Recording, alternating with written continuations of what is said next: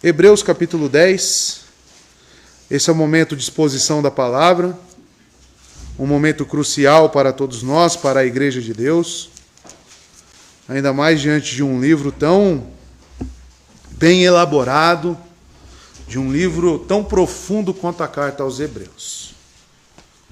Hoje, amados, será exposto aqui no capítulo 10, os versos 32 a 34, tá?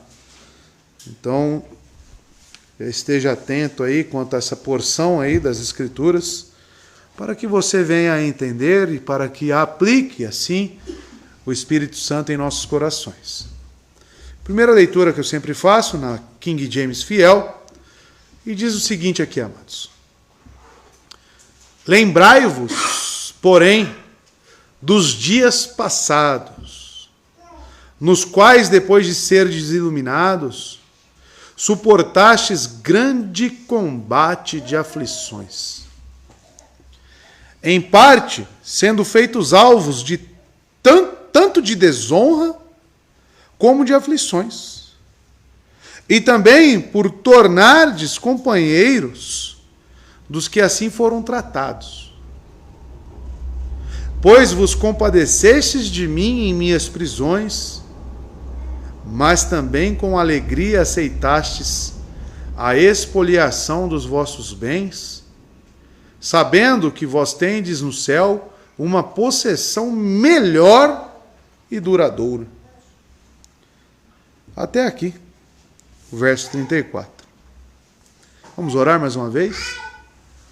Que o Espírito venha nos conduzir pela palavra, e sabemos que quando Ele faz isso, Ele expõe os nossos pecados, Ele nos encoraja, Ele nos anima. Então eu não sei a sua condição, mas o texto de hoje é um texto ao mesmo tempo confrontador, mas ao mesmo tempo encorajador. Então peça que haja essa aplicação na sua vida. Amém? Vamos orar.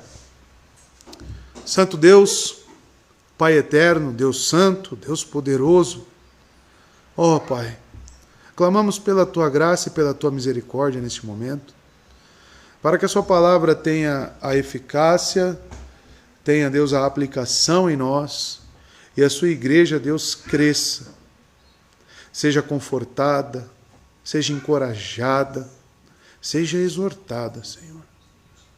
Que a Sua palavra por si só, que é viva e eficaz, faça isso em nós.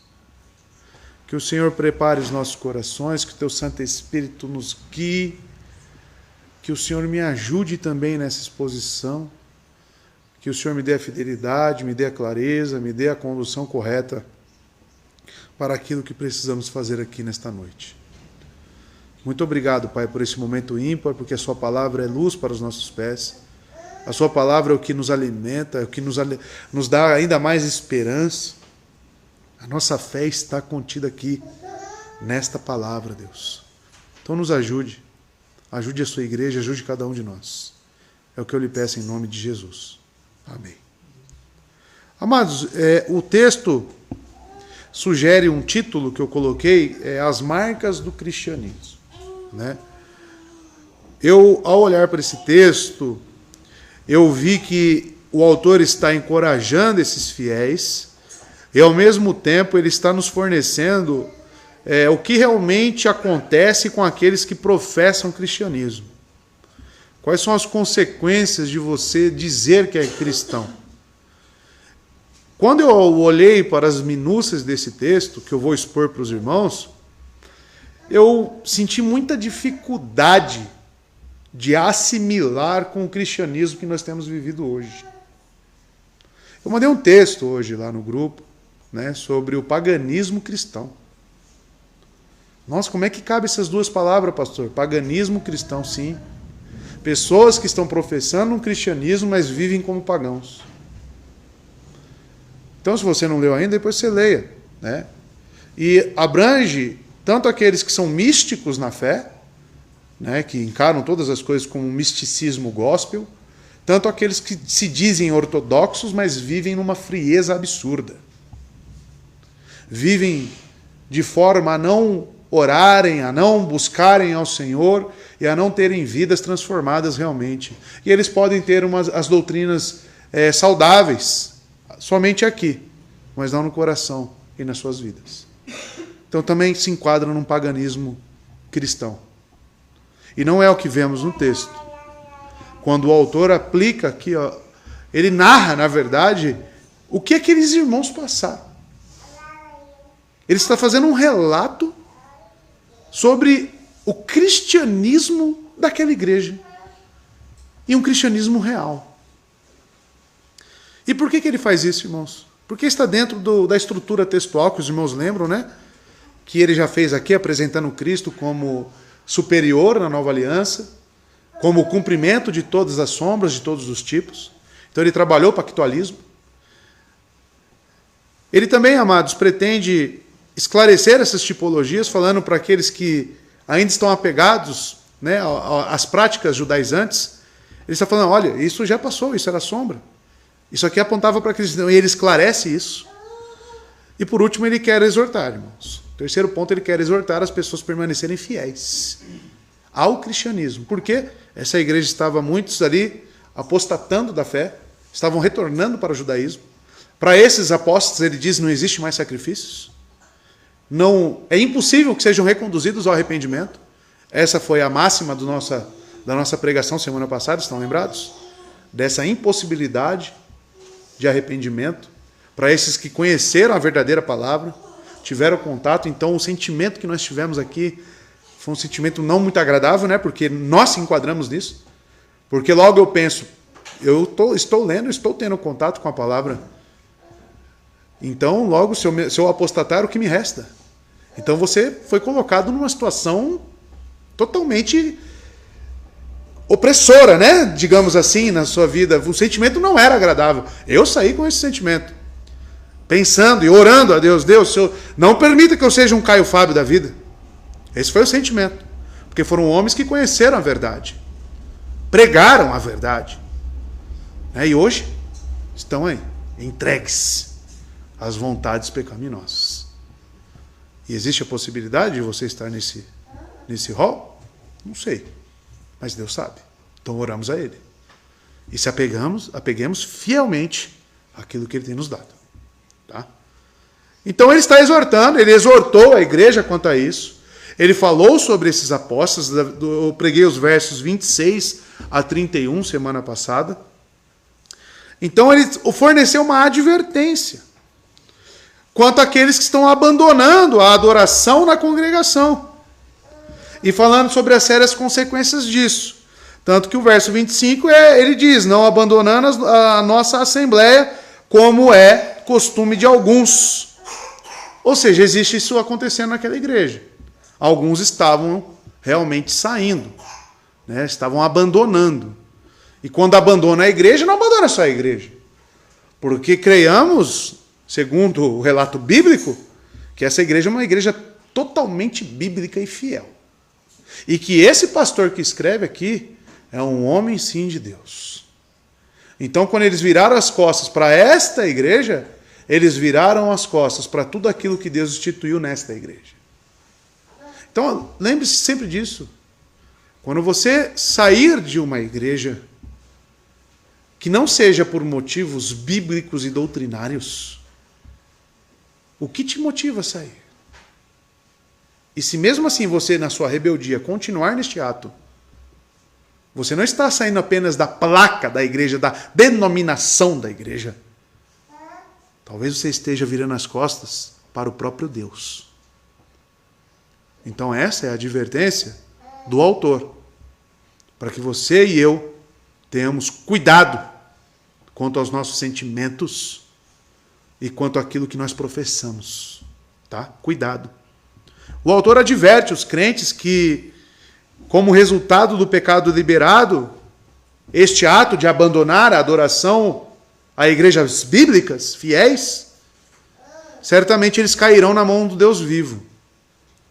Essas foram as últimas palavras pregadas aqui no verso 31.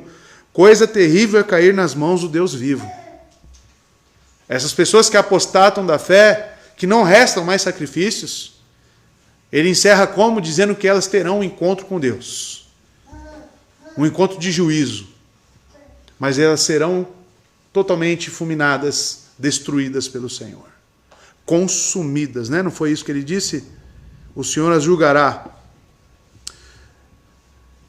Por exemplo, no verso 29, olha o que ele diz: com quão maior castigo pensais vós, que será julgado merecedor aquele que pisar o Filho de Deus, ou seja, o Evangelho, e tiver por profano o sangue do pacto com que foi santificado, e ultrajar o Espírito da graça. Aí nós falamos também aqui sobre a blasfêmia contra o Espírito Santo. E é justamente isso. Né? Esse abandonar, esse apostatar, que é a blasfêmia. Negar o Evangelho, que é a blasfêmia contra o Espírito Santo. Agora, irmãos, no texto que estamos, ele fornecerá para nós um encorajamento. Mas eu diria que é um encorajamento acompanhado de uma exortação para nós. Por quê? Porque nós temos que comparar essas marcas aqui do cristianismo com o que nós estamos vivendo hoje de cristianismo. Porque uma coisa é certa para mim, amados, e deveria ser para você também. O cristianismo muda ao longo do tempo? Não muda. O Deus permanece o mesmo, o mundo controlado por Satanás permanece o mesmo. Então os efeitos e as marcas do cristianismo continuarão sendo as mesmas. Talvez as proporções sejam diferentes, mas o fato dessas marcas, a ocorrência dessas marcas, elas não mudam. Não mudam. Como um pastor sensível às necessidades do seu povo, o autor muda suas observações de admoestação para um louvor, para um elogio. Da reprovação, que nós vimos, para um incentivo. Ele aprova sinceramente as obras de amor e de misericórdia que demonstraram aqueles que foram perseguidos e aqueles que perderam suas posses. O escritor ele traça um paralelo entre a sua advertência contra a queda, que vimos também no capítulo 6, verso 4 a 6, aqueles que provaram da boa palavra, né, do Espírito de Deus, ou seja, estiveram na igreja. E ele agora fala do tributo aos seus leitores para demonstração de amor e voluntariedade em ajudar. Tá? Coisa que ele também fez lá no capítulo 6, verso 9 a 11. Então o capítulo 6 é muito semelhante ao que nós estamos vendo aqui agora. Ele exortou para agora incentivar. Tá? Para entender melhor, vamos entrar agora no verso, né, na palavra propriamente dita. Utilizarei a João Ferreira de Almeida, revista atualizada, a partir do verso 32, que diz o seguinte: lembrai-vos, porém, dos dias passados, em que, depois de serdes iluminados, suportastes grande combate de aflições. Então ele vira para essa congregação, ele vira para esses fiéis, para esses cristãos, e a fim de encorajá-los, ele diz: lembrai-vos. Lembrai-vos, porém, dos dias passados. Eu destaquei essa palavra lembrar, e é um verbo. Este verbo está no imperativo, irmãos. Ou seja, ele está realmente exortando. Ele está dizendo: faça isso. Lembre-se. Lembre-se dos dias passados. Então temos uma exortação para considerarmos o que passamos. O que passamos como resultado da salvação em Cristo. A voz média, porque a voz que está aqui é uma voz média, tá? No grego existe 3 vozes, né? Existe a voz ativa, a passiva e existe a média.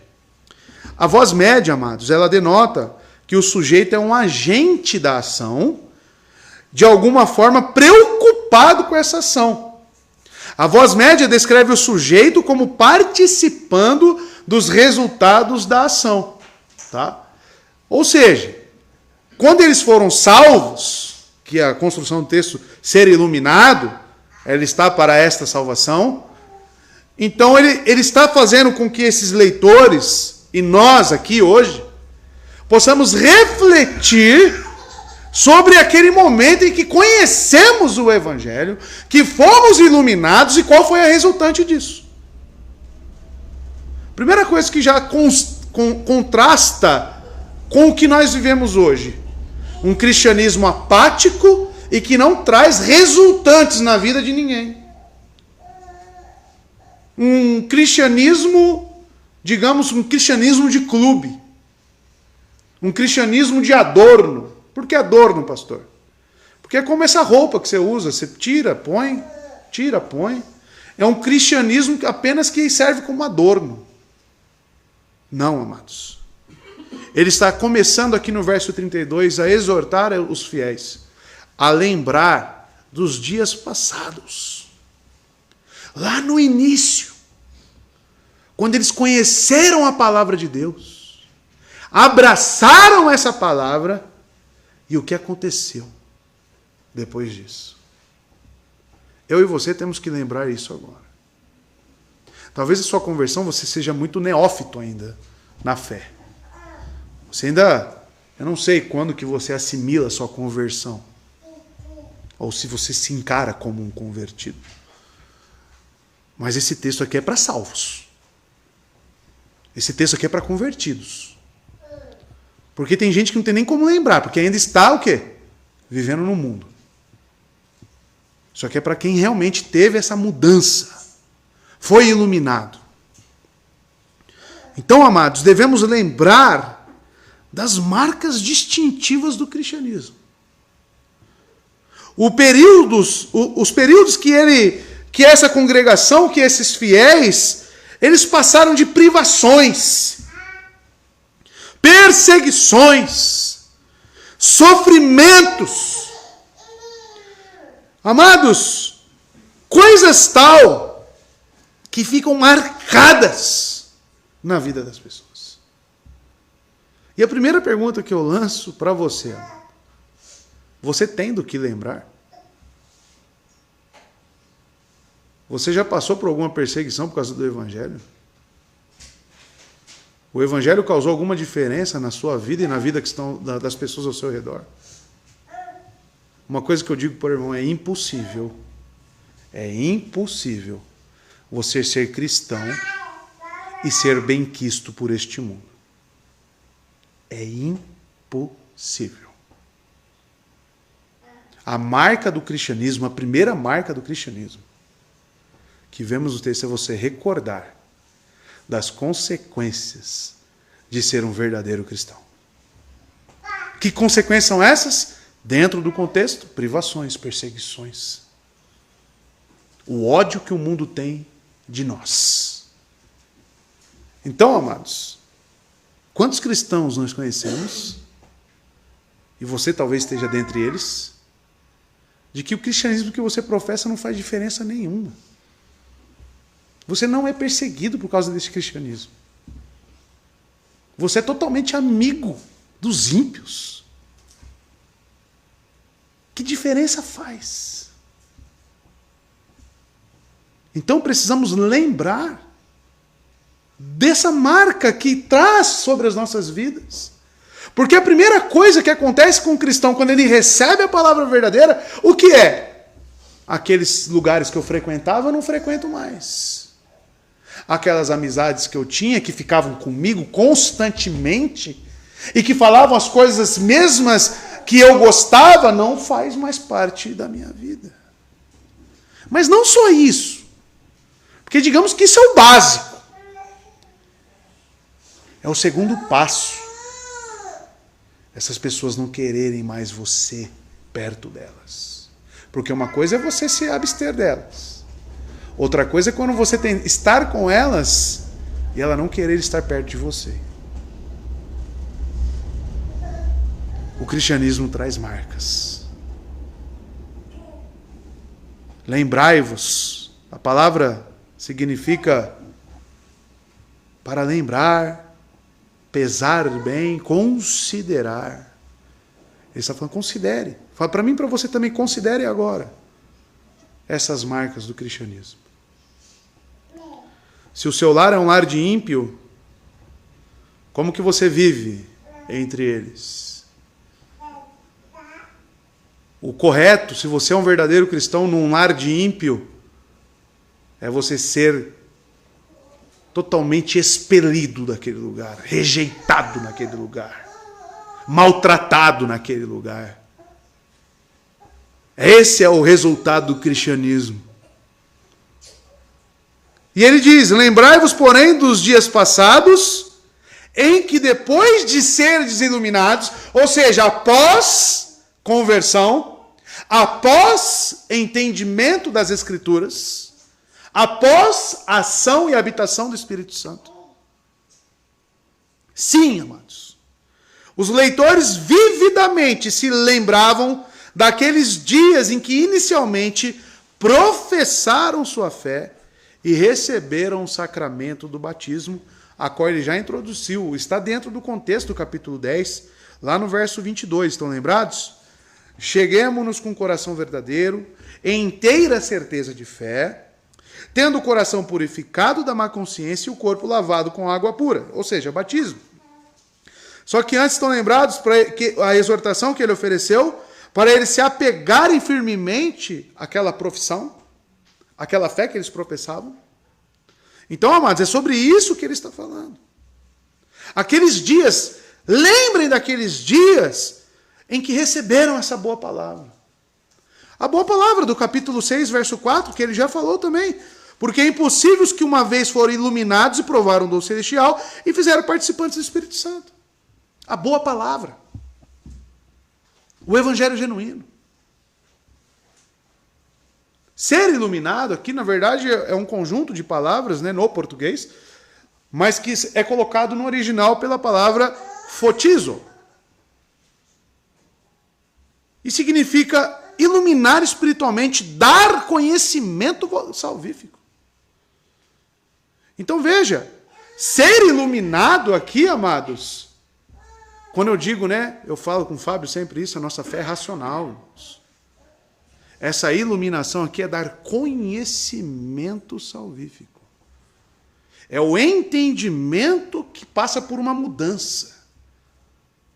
E certamente é isso, porque você é aquilo que você conhece. Conhecereis a verdade vos libertará. Conhecer, entender, só que com os olhos da fé. Conhecer com iluminação do Santo Espírito. Aí as coisas começam a mudar. Porque antigamente, a sua antiga maneira de viver, você não tinha essa iluminação. Aí você olhava para as coisas, por não ter a iluminação, você se envolvia com elas e fazia tudo aquilo e era normal para você.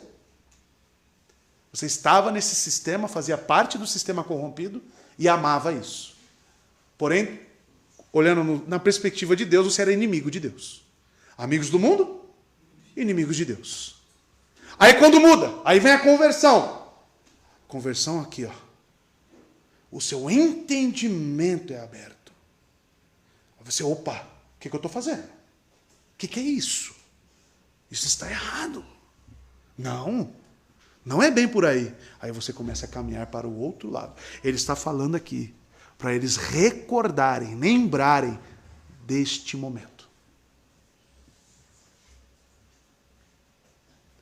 Em que depois de ser iluminados, aí começam as marcas. As marcas do cristianismo. Suportastes grande combate de aflições. A palavra suportar aqui me chamou a atenção também.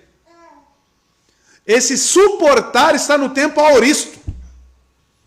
Como assim, pastor? Não está falando nem de Cristo. Mas quando suportamos as aflições que vêm como consequências do Evangelho e da fé que nós temos, quem nos dá essa capacidade é o próprio Cristo. Às vezes, amados, você fica pensando como que os mártires, eles passaram por aquelas reprimendas, aqueles sofrimentos, sorrindo e pregando o Evangelho. Como eu já disse aqui, né? John Hus, por exemplo, queimado. Amado, eu não sei se você já viu uma pessoa sendo queimada. Quando eu morava no rodeio, Vira e mexe tinha acidentes lá, domésticos, né, com botijões de gás que ficava lá, cuspindo fogo, e as pessoas se queimavam. Ou a casa pegava fogo, estava dormindo e saía toda queimada. Eu nunca vou me esquecer de uma cena que eu vi, uma pessoa que saiu de um apartamento que pegou fogo, uma senhora, veio até falecer. Mas pegou fogo, ela estava dormindo, e depois foram tirar ela. Tiraram ela, caía pedaços dela. Cai assim, ó. Cai pedaços. Quem trabalha no hospital, a Natana já deve ter visto muito queimados. Em São Paulo tem o Hospital dos Queimados. A coisa é feia. Aí quando nós pensamos nos mártires, foram queimados vivos. Estava caindo os pedaços deles e eles pregando o Evangelho, suportando, sorrindo, amando o seu Salvador. Quem deu aquela capacidade, aquela força naquele momento? Não tenha dúvida de que foi Cristo quem sustentou, foi Cristo que suportou eles, deu base para eles, força para eles. Por isso que o autor coloca aqui esse suportar, não numa linha de tempo, mas sim como um ato que é certo e não tem caráter temporal. Da onde vem então? Vem do alto. A primeira marca que o cristão tem é conseguir suportar essas aflições. Agora eu quero que você lembre da parábola do semeador. Quais são os tipos de solo? E quero que você lembre do tipo de solo onde os espinhos sufocam. Estão lembrados? O que acontece com esses? Qual é a interpretação daquela parábola que o próprio Cristo dá? As tribulações, as dificuldades vêm sobre esses e eles abandonam a fé. Aí entra a doutrina que nós conhecemos como perseverança dos santos. Suportar. Lembrem daquele momento de quando vocês suportaram grande combate de aflições. Você tem esse momento? Essas pessoas tinham. Esses ouvintes aqui tinham. E tinham muitos momentos para poder se lembrar. E especialmente quando falamos do círculo ou da comunidade judaica. O sinal do batismo cristão, amados, indica um ponto de ruptura. Os judeus convertidos ao cristianismo foram excomungados. Ficaram sujeitos a abusos e a insultos, se não a perseguição. Os destinatários da Epístola aos Hebreus tinham experimentado em primeira mão o sofrimento por sua fé em Jesus Cristo. A primeira coisa, e ainda mais com o peso das palavras de Cristo, João 16, verso 2. Preguei há pouco tempo aqui, onde o próprio Cristo diz para os discípulos: vocês serão expulsos das sinagogas, de fato. Virá o tempo quando quem os matar, mártire, pensará que está prestando culto a Deus. Professar o cristianismo é ser expulso, é sofrer represárias. Amados, o Evangelho de Jesus Cristo, para nós que estamos vivendo neste mundo, ele tem marcas, tem resultantes.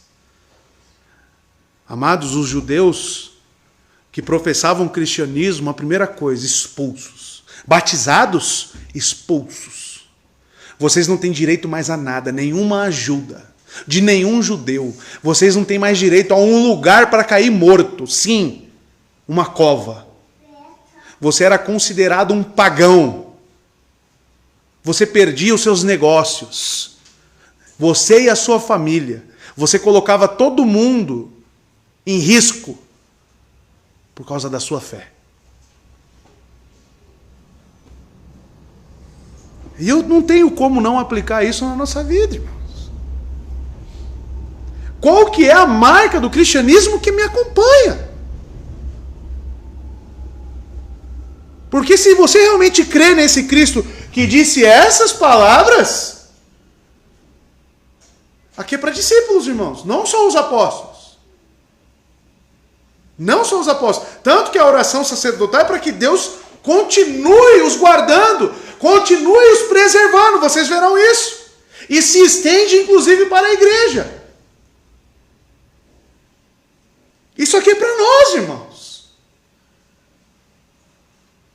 Certamente não tem alguém com uma arma te perseguindo, querendo te matar. Mas o mínimo é que você tenha inimigos. O mínimo. E uma coisa eu digo aos irmãos. Quando eu entrei nessa de cristianismo, e as pessoas que estão ao meu redor arrumaram bastantes inimigos. Só pergunta para minha esposa ali. E isso acontece naturalmente. Isso acontece sem que você cause briga. Simplesmente por você crer num Deus verdadeiro. É natural, por isso que é marca. É distintivo. É distintivo, irmãos. E eu consigo listar para você inúmeras pessoas. Ainda mais olhando para o passado. Quantos que sofreram por causa do cristianismo? A pergunta que cai hoje, o cristianismo, olhando para o Brasil, olhando para o cenário das igrejas, o cristianismo aqui, que nós conhecemos, você consegue assimilar com o que nós estamos vendo aqui no texto? O que está acontecendo então? O que está acontecendo? Eu digo para os irmãos o que está acontecendo. As pessoas não conhecem o Deus verdadeiro e não conhecem o Evangelho. Por isso que não são perseguidos. Olho para aquela marcha para Jesus. Quantas pessoas vão lá? Qual que foi o último? Alguém sabe? Qual que foi o último índice aí de... Eu sei que são milhões, né? Milhões de pessoas. Você acha que realmente se aquelas pessoas fossem salvas verdadeiramente, professassem o cristianismo?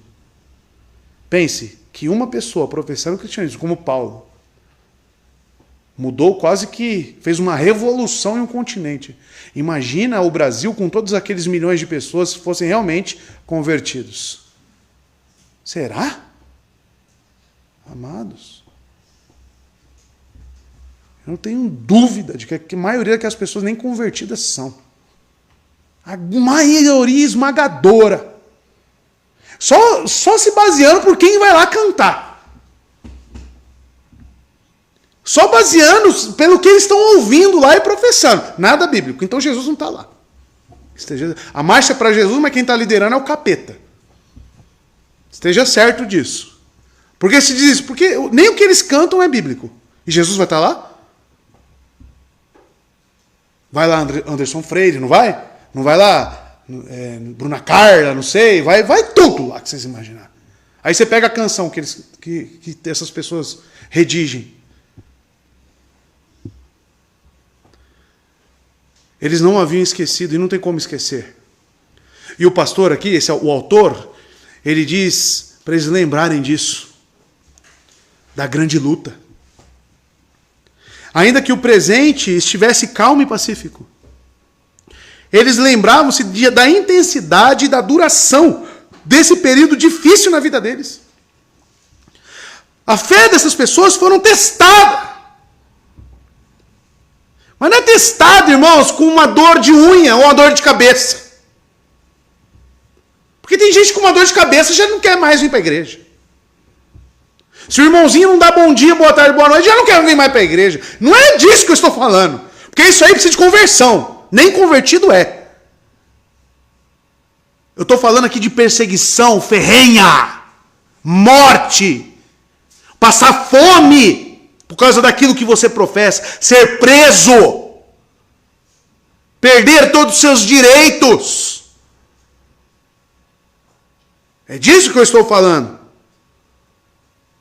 E essas pessoas aqui permaneceram firmes, inabaláveis, suportaram pelo próprio poder de Cristo. A fé deles foram testadas, irmãos. Eles se saíram vitoriosos, apesar e por causa do sofrimento que passaram. A maior prova da sua fé é o sofrimento. A maior prova da sua fé é realmente a aflição, a fornalha da dor, a fornalha da moenda que te esmigalha por causa da fé que você professa. Eu quero que o irmão entenda. Não é você ser perseguido por você ser antipático. Não é você ser perseguido por causa das suas características pecaminosas. Não é isso que eu estou falando. E muito menos o autor. É você ser perseguido por professar o evangelho genuíno. É isso. Por você ser cristão. É isso. É isso que ele está falando. E talvez tenha uma grande dificuldade para nós entender isso, porque a nossa realidade de cristianismo é abjeta, é podre, é irreal. Isso que o Brasil vê de cristianismo? Desculpe, irmãos. O próprio Paul Washer, não sei quantos já viram, ele disse que sente nojo desse evangelho que esses pastores pregam aqui no Brasil. Já ouviram isso? Já ouviram ele falando isso? Ele sente vergonha. Amados, nós somos piada lá fora, vocês sabiam disso? Vão ler, irmãos, vão pesquisar. Cristianismo brasileiro, como é visto o cristianismo no Brasil para o povo europeu? Vai lá pesquisar. Ou lá no Oriente Médio. Veja como que eles nos enxergam. Vocês conhecem Pon Hong-Shu? O herege Pon Hong-Shu? Herege. Não herege. Tá? Ele mesmo, ele, com todas as suas doutrinas heréticas, veio no Brasil e falou, o Deus que eu sirvo lá na Coreia do Sul, lá não é o mesmo Deus que você serve aqui, não. A igreja dele dá horário e ele fecha a porta. Entrou. Quem chegou, quem não chegou, não chega mais. Aí ele veio fazer uma conferência no Brasil, o pessoal levantando para tomar água, indo no banheiro. Aí ele parou a pregação. Tem gravado isso, irmão, só vocês pesquisarem lá e verem. Ele para, o que está acontecendo aqui? E o culto deles lá, se eu não me engano, não me falha a memória que ele falou, acho que é 4 horas de culto. E o povo senta e fica 4 horas no lugar. E o Brasil? O camarada me chamou para pregar. Sábado eu vou lá. Nesse desafio absurdo. Ele me deu 30 minutos para pregar. Eu acho que já foi até mais aqui, só na introdução, né? E só tem 3 versos aqui hoje. Hein? Mas eu vou lá. Para jovens ainda. Amo falar a jovens. Amo falar da palavra de Deus. Para qualquer um. Mas jovem, ainda mais. Por quê? Porque são fracos. São sujeitos a tentações. Muito mais do que um adulto. Jovem é tudo cabecinha fraca. Falta imaturo, falta experiência. E eles querem adquirir essas experiências no mundo e não olhando para a palavra de Deus. Descarta a palavra de Deus. Sabe o que eu vou pregar lá? Lembre do seu Criador nos dias da sua mocidade. É isso que eu vou pregar. Porque é isso. O que precisam os jovens aqui no Brasil hoje? Disso. É isso que eu vou falar. Eu vou falar só desse verso. Por que Salomão fala para lembrar? Porque esquece. O jovem esquece. Esquece que existe um Deus, esquece que existe uma fé. Mas não é o caso dessas pessoas aqui, irmãos. Eles sabiam claramente o que eles tinham passado por professar a fé em Jesus Cristo. Verso 33. Pois, por um lado, fostes feitos espetáculo, tanto por vitupérios, como por tribulações. E por outro, vos tornastes companheiros dos que assim foram tratados. Por um lado, fostes feitos espetáculo. Eu fiquei na ara né, eu fiquei pensativo sobre espetáculo. O que realmente será que o autor está querendo nos passar utilizando essa palavra no grego teatrizo? Teatrizo, vem de teatro, irmãos. Teatro. Sabe teatro? Municipal? Teatro. Ele está querendo dizer que a vida dos cristãos são feitas como um grande palco e eles são como uma peça de teatro. Não que a fé que eles professem seja uma hipocrisia, não é isso. No caso desses reais aqui, porque os falsos realmente, tem muito cristão hipócrita. Que eles são os autores, né? São os atores, são os figurantes. Não é sobre isso que ele está falando. Essa palavra, ela significa teatrizo, para trazer sobre o palco. Então o cristão ele é colocado sobre o palco. Essa é a ideia aqui. Para definir como um espetáculo. Então, ser cristão, assimile isso, nunca se esqueça, mais uma marca. Quando você professa o cristianismo verdadeiro, você é tirado e colocado sobre evidência. Teatrizo. Espetáculo. Para quê? Para expor você ao desprezo e à vergonha. Nossa, pastor, mas não foi isso exatamente que aconteceu com Jesus Cristo? É por isso que você se chama cristão. Porque nós somos pequenos cristos nessa terra que passaremos por coisas muito semelhantes ao nosso Senhor e Salvador Jesus Cristo. Pergunto a você, fazendo a aplicação. Você tem sido colocado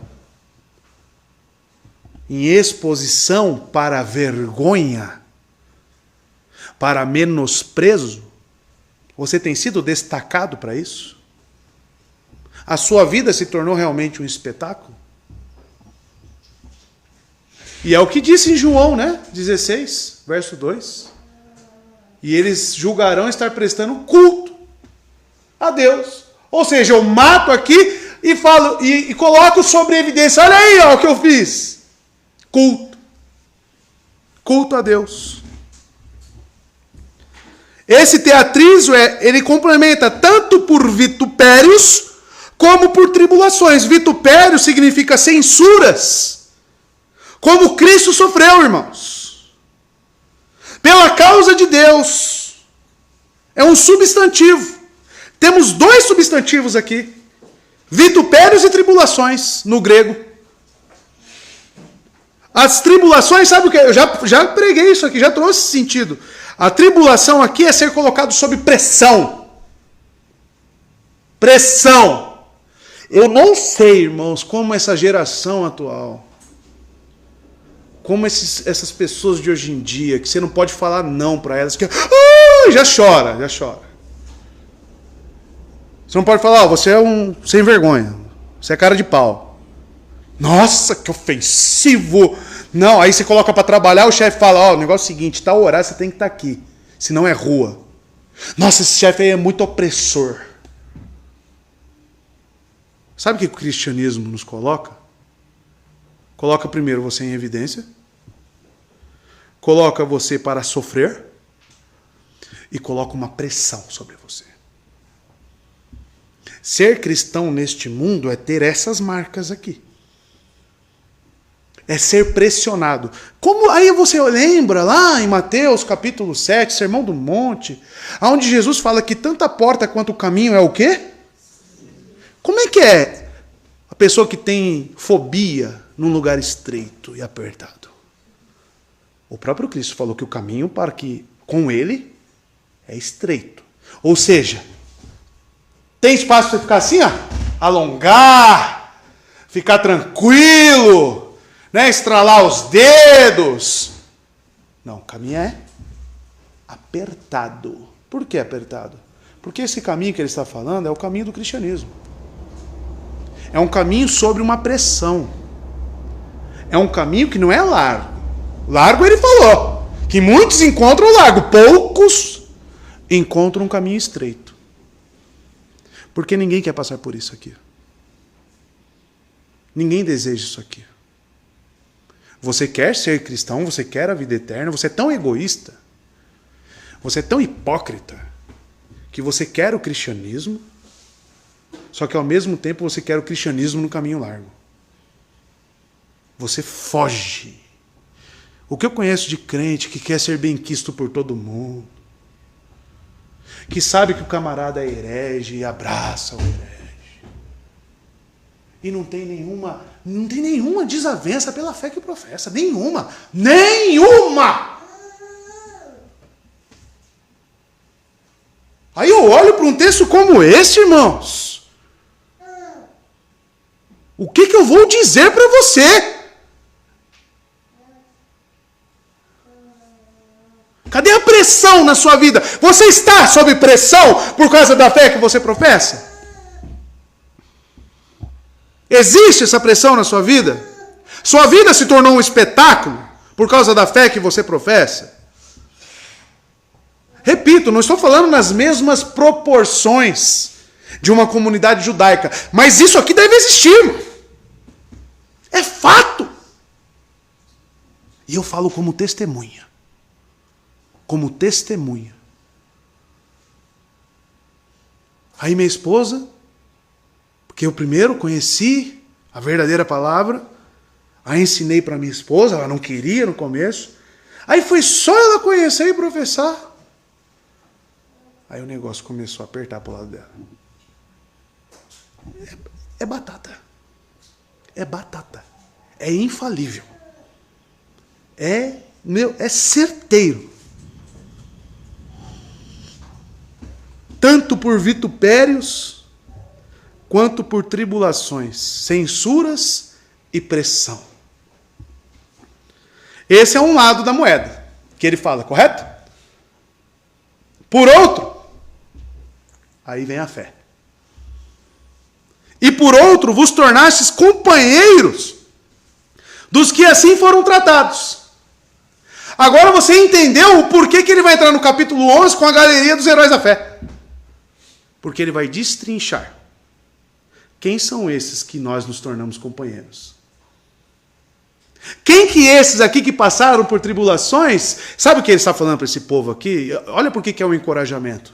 Ele está virando para esse povo falando, sabe Isaías que foi cerrado ao meio? Tudo bem, talvez nas proporções para eles, talvez não tenham sido cerrados ao meio como Isaías. Mas eles perderam muitas coisas. Eles estavam sob essa pressão. E esse pastor, o autor aqui aos Hebreus, diz, vocês estarão com eles. A palavra, duas palavras, né? A primeira é um verbo e depois é um adjetivo. Um adjetivo para o verbo, né? Primeiro é tornastes. Esse tornastes aqui, como a palavra suportar, depende do homem. Suportar. O homem consegue suportar pelas suas forças? E se tornar companheiro desses heróis da fé, depende do homem? Então o tempo vai estar na onde? Acertar. Como vocês estão ficando bom? Esse tornastes aqui, por depender de Cristo, é um fato que ocorreu, mas não em linha do tempo. E é um verbo no particípio. Os verbos no particípio, irmãos, eles trazem qualidade. Eles querem trazer como se fosse a espécie de um adjetivo. Então, os crentes, por suportarem essa pressão, esse vitupério, essa vergonha, essa censura, eles têm uma qualidade. Qual que é a qualidade? Tornar-se companheiros dos que passaram pelas mesmas coisas.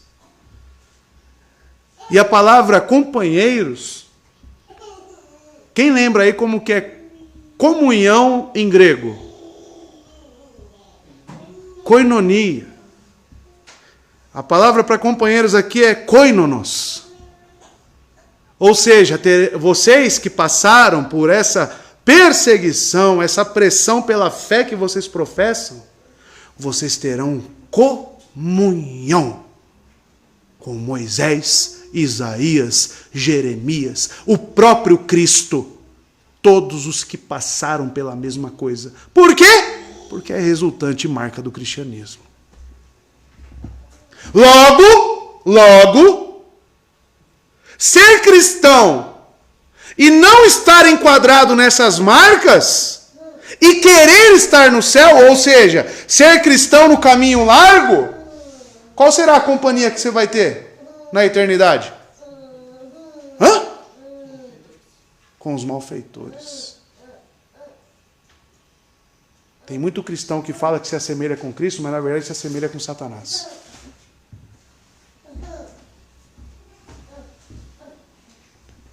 É a moeda de dois lados, irmãos. Por um lado, sofrimento, correto? Não foi isso que ele falou?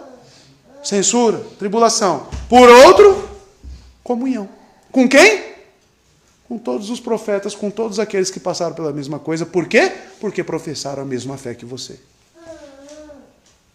Aí tem a aplicação reversa, correto? Não se faz isso muito na exegese? A aplicação reversa é o quê?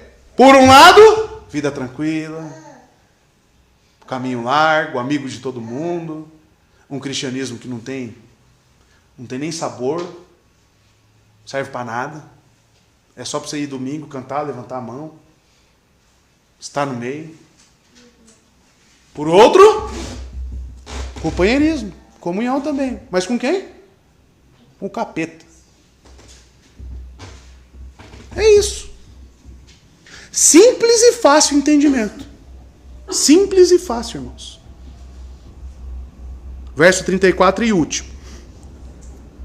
Pois não só vos compadecestes dos que estavam nas prisões, mas também com gozo aceitastes a expoliação dos vossos bens, sabendo que vós tendes uma possessão melhor e permanente. O verso 34 traz outras marcas do cristão. Primeiro, amor. Amor para com seus irmãos. E a segunda, a alegria por estar passando e perdendo todos os seus bens. Vamos por partes. Pois, aqui tem uma conjunção. Qual tipo de conjunção vocês acham que é essa aqui? Pois, o que ele está querendo fazer com essa conjunção aqui?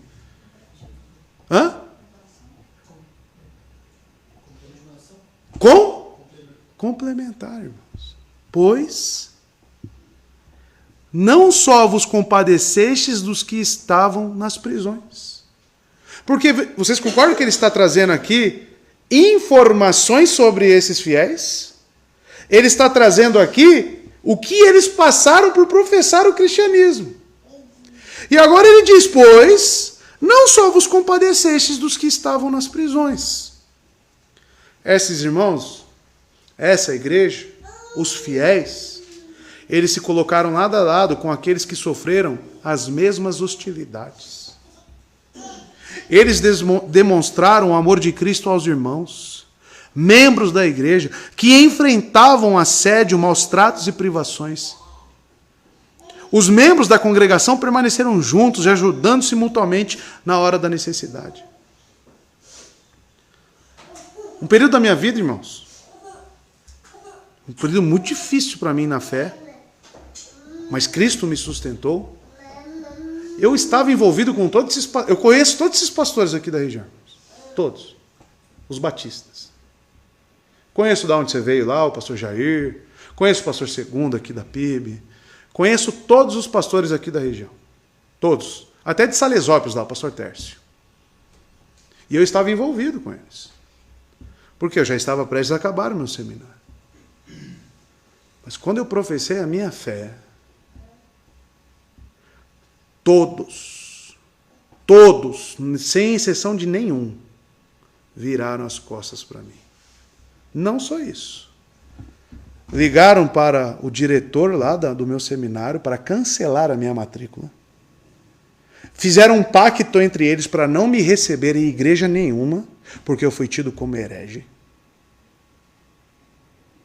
Ou seja, fecharam todas as portas. A família da minha própria esposa, que se dizem cristãos, viraram as costas para nós. Totalmente. Desejaram o mal e fizeram coisas para poder... A ponto de até meu sogro, que é ímpio, se revoltar com a situação. Vocês têm uma noção. Aí você pergunta pro Vitor aí, que viu tudo de perto. Mas é justamente o que eles tiveram aqui, essa igreja, por estar no amor, estar na mesma fé, visitando, tendo ajuda, tendo companheirismo. Não é sempre que tem, não. Amados, esses irmãos permaneceram juntos na mesma tribulação, nas mesmas dificuldades. Por isso que é importante. Porque, amados, eu vou dizer algo para o irmão, que o irmão nunca esqueça, que eu peço que Deus traga para o seu coração isso. Que o dia que a corda apertar, e certamente vai apertar, para o lado do cristianismo verdadeiro, sabe qual vai ser seu único refúgio? Os irmãos que professam a mesma fé que você. Você vai correr para sua mãe e para seu pai, e diz as Escrituras, eles te entregarão na mão dos perseguidores. O próprio pai e a mãe. Já leram isso? Eles te entregarão na mão dos perseguidores. O seu pai e a sua mãe. Aí você vai lá com o seu amigo, que tanto você falou, vai fechar a porta na sua cara. Aí você vai ficar assim, aí sabe onde você vai vir? Você vai recorrer aos seus irmãos. Por quê? Porque professam a mesma fé que você. Por isso que a fé, a comunhão, ela está para a fé nas Escrituras. O que nos dá comunhão é as nossas doutrinas. É a palavra de Deus. Tá? Porque seremos perseguidos justamente por professar isso. E você acha que está longe de acontecer isso, irmão? Você acha que está longe? Então dê mais valor e tenha mais intimidade com os irmãos da sua igreja.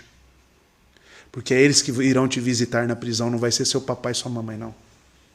Tá? Eu estou falando isso quando a porca apertar. Por isso que eu falo para as pessoas, não quer ficar aqui tudo bem, mas procure uma igreja bíblica.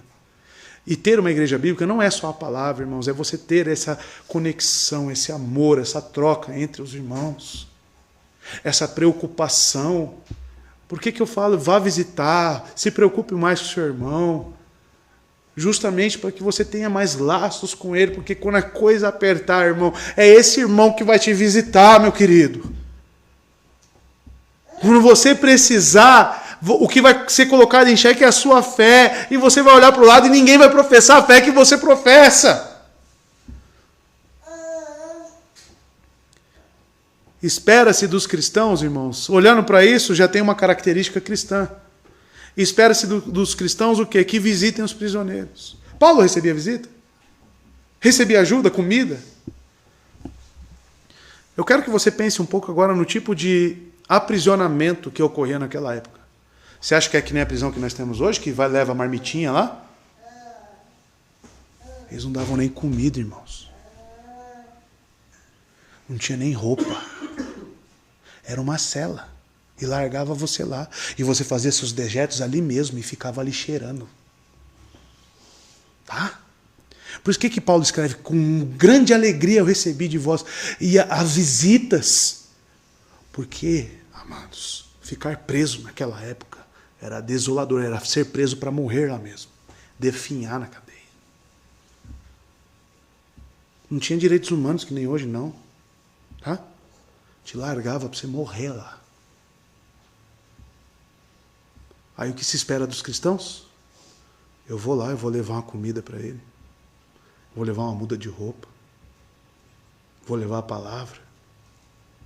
Vou ajudar o meu irmão. Você iria? Amados, o que eu mais vejo... Por que eu falo para os irmãos? Cristianismo não tem espaço para egoísmo. Individualismo.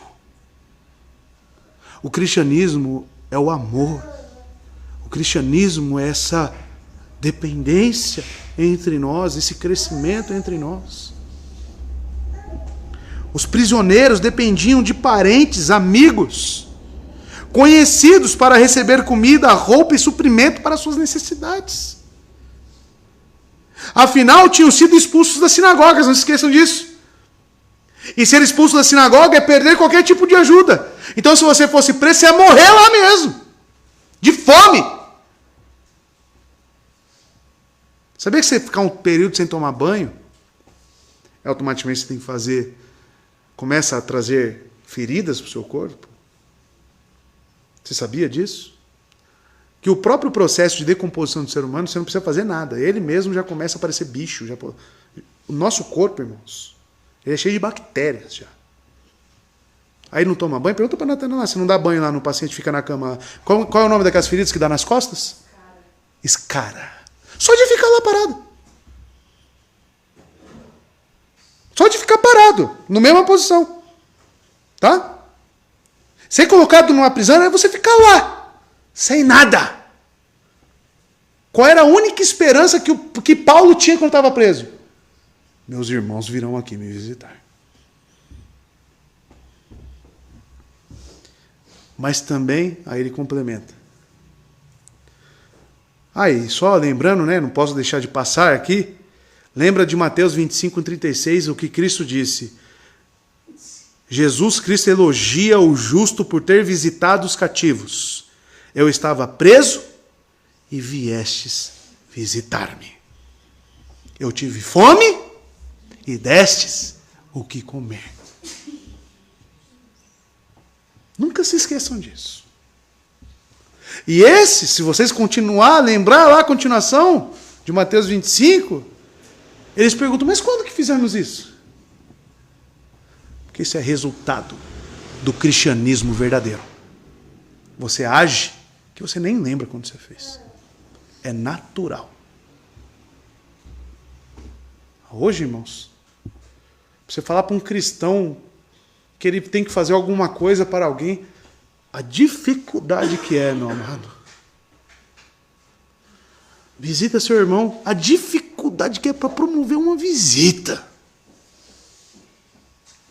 Eu só queria te perguntar, se você não visita hoje seu irmão, em condições, sem perseguição, sem nada, será mesmo que você visitará seu irmão na prisão? Eu queria provar isso. Será mesmo? Tenho minhas sérias dúvidas, viu? Sérias dúvidas. Mas também com gozo, diz o autor, que essas pessoas também com alegria aceitastes a expoliação dos vossos bens. Com alegria eles entregaram suas propriedades. Presumivelmente, quando as autoridades governamentais confiscaram seus bens. Porque existia algo entre Roma, o governo das províncias romanas, sobre o território judeu, onde? Vocês já ouviram falar dos fariseus e os saduceus, correto? Existia um link entre o governo, a própria crucificação de Cristo é o exemplo disso. Passou por Pilatos e passou por Herodes. Herodes, governante da província da Galileia. Como ele era de lá, primeiro ele foi para Herodes. Depois, veio para a região de Jerusalém, onde ele foi crucificado, que era da região de Pilatos. Então, tinha as regiões governadas por Roma. O governo religioso estava totalmente entrelaçado com o governo civil. Logo, se eu fosse expulso da sinagoga, quem ia fazer a minha caveira para os governantes romanos? Os próprios líderes religiosos. Justamente o que aconteceu com Jesus.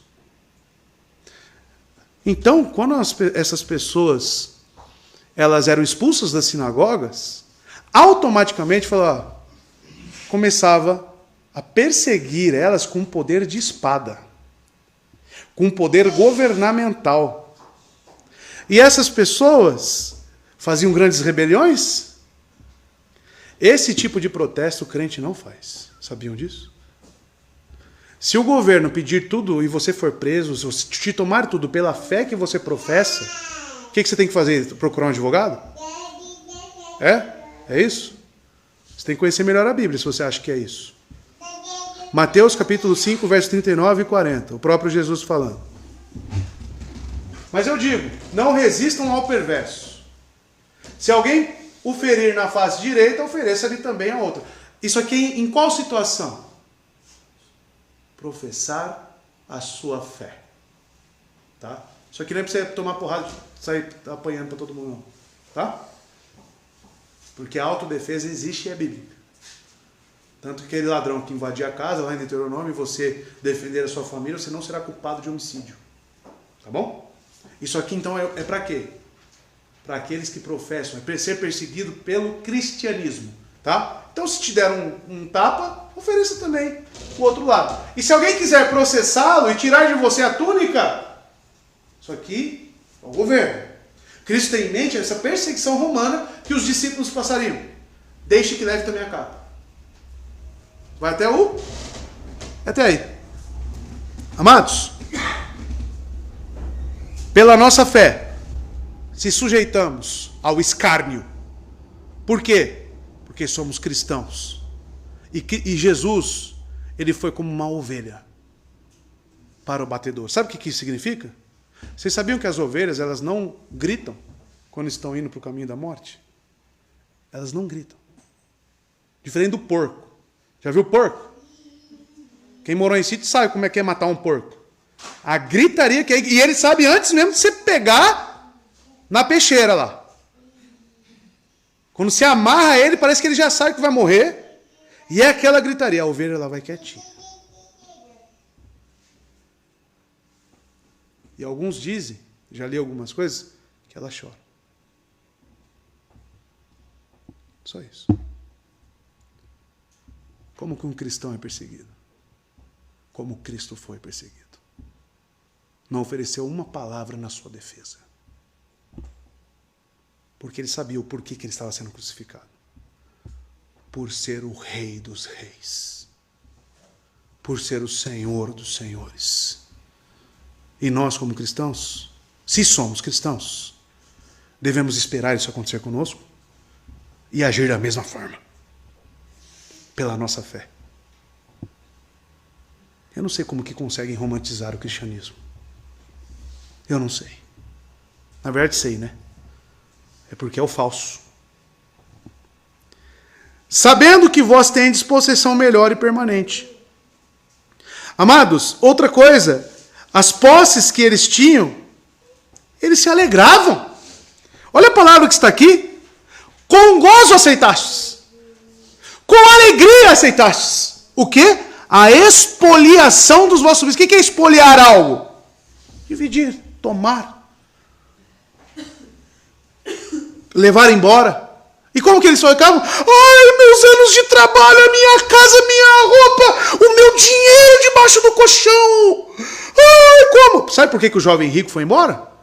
Porque não tinha isso. Não tinha condição de passar por isso. E o que Cristo falou para ele? Vá. Divida tudo que você tem com os pobres, com as pessoas. Aí o que ele falou? Naquele mesmo momento, diz o texto que ele caiu o seu semblante e foi embora. Sabe por quê? Porque não tinha essa condição aqui. Amados, devemos aceitar com alegria. Se pela nossa fé levarem tudo que nós temos. Você deve aceitar com alegria se do seu trabalho te expulsarem do seu trabalho por causa da sua fé.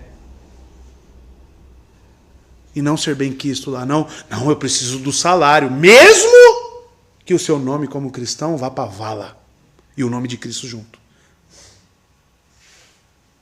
E aí? Você não quer, você quer o caminho largo. Ser cristão, irmão, é permanecer fiel. A própria palavra fé, pistes, ela traz essa fidelidade, essa confiança. Sabendo que vós tendes possessão melhor e permanente. Ele fala o porquê que eles aceitavam com alegria a expoliação. Porque eles sabiam que os pertences deles não estavam nessa terra. E tinham coisas melhores. É o que o próprio Cristo também diz em Mateus 6, verso 19 ao 21. Olha que interessante. Não acumulem para vocês tesouros na terra. Tesouros na terra, onde a traça e a ferrugem destroem, e onde os ladrões arrombam e furtam. Será que esses fiéis de Hebreus ali, dessa carta aos Hebreus, sabiam disso? para vocês, olha onde eles se alegravam, tesouros nos céus. Onde a traça e a ferrugem não destrói, onde os ladrões não arrombam nem furtam. Pois onde estiver o seu tesouro, aí também estará o seu coração. Aí pronto, aí vocês sabem. Será que você não é aquele jovem rico? Amados, tem irmãos que não ofertam a Deus. Vocês têm noção disso? Tem irmãos que não utilizam dos seus recursos e não ofertam a Deus. Qual que é a situação espiritual de um camarada desse? Ou se oferta, é aquela mesquinharia. É proporcional a sua oferta?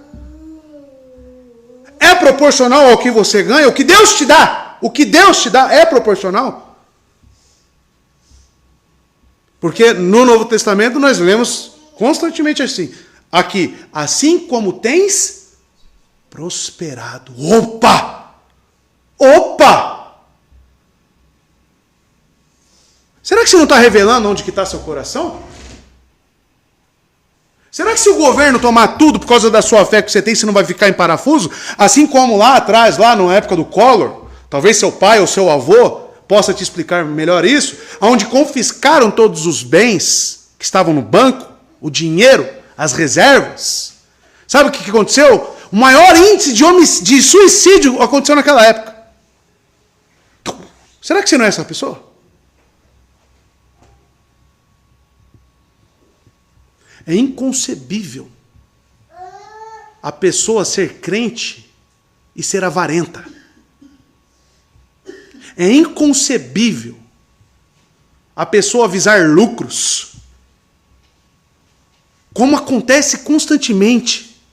A pessoa não consegue doar 1 quilo de chocolate para a igreja. A pessoa não consegue doar 1 colher, 1 pé de alface para um almoço. Está de brincadeira. Amados, algumas pessoas já perguntaram, não fica pesado, pastor, ficar fazendo almoço todo domingo lá na sua casa, lá?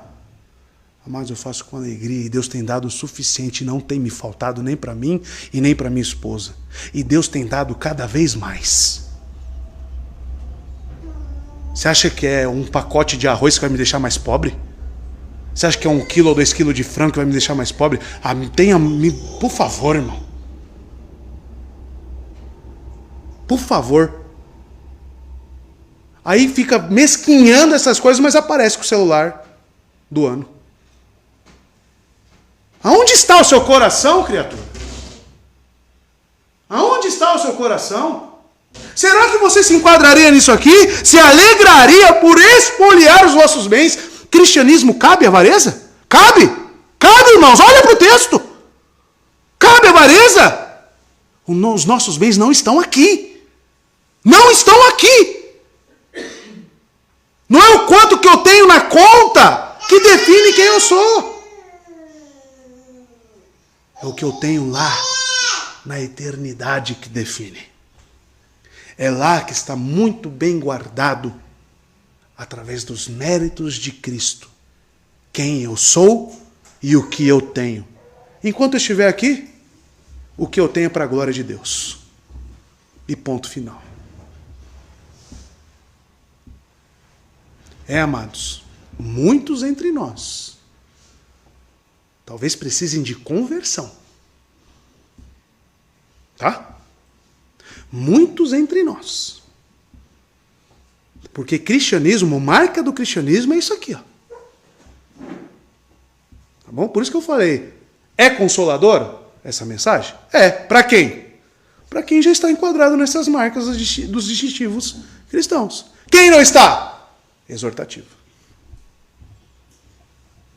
Exortativa. E veja, que isso pode ser um motivo, porque se você se enquadra nisso que ele está falando, esteja certo. Que você tem parte com Isaías, Jeremias, de todos esses aqui de Hebreus 11. Isso é um relato da vida de fé dessa igreja, dessas pessoas, desses fiéis. O autor de Hebreus parece desenvolver uma sequência de eventos ocorridos na vida dos seus leitores, Primeiro, eles passaram por um período de sofrimento quando receberam a luz, correto? Foi isso que ele disse no 32. Foram iluminados, receberam o evangelho. Depois, eles foram expostos ao insulto público e perseguição. Verso 33. E também apoiaram outros crentes, demonstrando seu amor pelos outros fiéis. E por último, eles perderam suas propriedades, seus bens, e talvez em uma época de instabilidade política ou religiosa. Conclusão. Desta forma, amados, observamos quais são as marcas do cristianismo verdadeiro. Conseguimos detalhes de como é o caminho com Cristo aqui nesta terra. O que realmente significa ser um caminho estreito está aqui. E o que ao mesmo tempo serve como um distintivo da nossa morada eterna. E o que pertencemos a Cristo. Se você enxerga isso, inclusive nos discípulos lá imperfeitos, lá que estamos trabalhando. Por quê? É tão lindo que quando eles estavam pescando lá, Jesus passa e fala, siga-me. O que eles fazem? Largam tudo, largam as redes e seguem Jesus. Mateus, na coletoria de impostos, mesma coisa. Está lá com o dinheiro, Jesus passa, siga-me. Ele larga tudo e vai.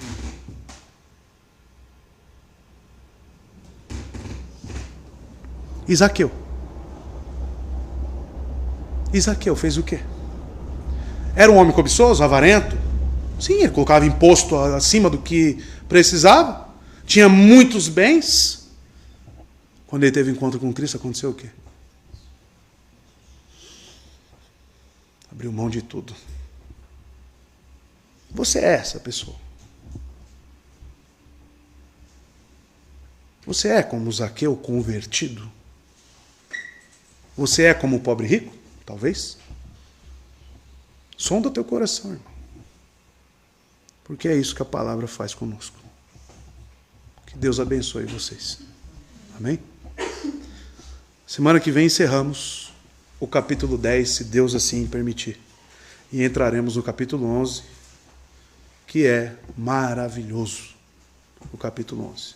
E faremos pausado, tá? Herói por herói. Tá? Falaremos sobre cada um, tá? Distintivamente. E assim nós vamos aprendendo cada vez mais com a palavra de Deus. Vamos orar para que a palavra de Deus encontre lugar em nossos corações e que possamos sondar realmente as nossas motivações quanto ao cristianismo. E que você realmente busque ser um cristão verdadeiro no que realmente exista essas marcas.